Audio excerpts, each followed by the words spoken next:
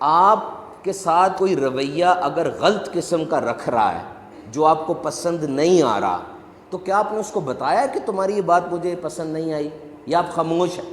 آپ کیا سمجھتے ہیں کہ آپ کی سوچیں نکل کے دوسرے کے دماغ میں چلی جاتی ہیں؟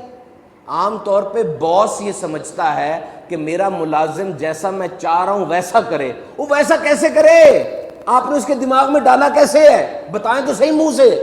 آپ کو اپنی زوجہ کی کوئی بات پسند نہیں ہے اور زوجہ وہ بات ریپیٹ کرتی چلی جا رہی ہے اور آپ اس بات کی وجہ سے گھر میں مسئلے بن رہے ہیں، تو آپ نے بتائی ہے زوجہ کو یہ بات بٹھا کے تسلی سے کہ بھائی یہ بات تمہاری مجھے اچھی نہیں لگتی؟ اپنے دوست کی یہ بات بتائیے اس کو۔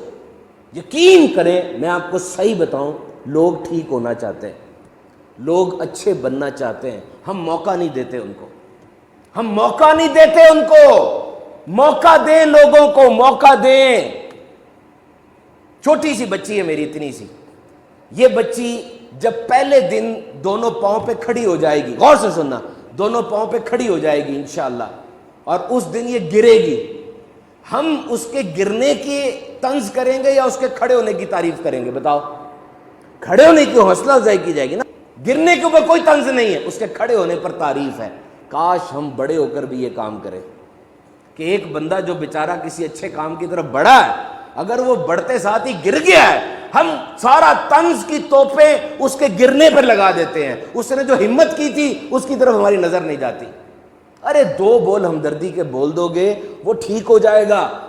اب موقع دیں اگلے کو، حوصلہ افزائی کر دیں، معاف کر دیں، طنز نہ کریں۔ یقین کریں آپ کا موقع دینا آپ کے لیے دنیا اور آخرت میں صدقہ جاریہ بن جائے گا۔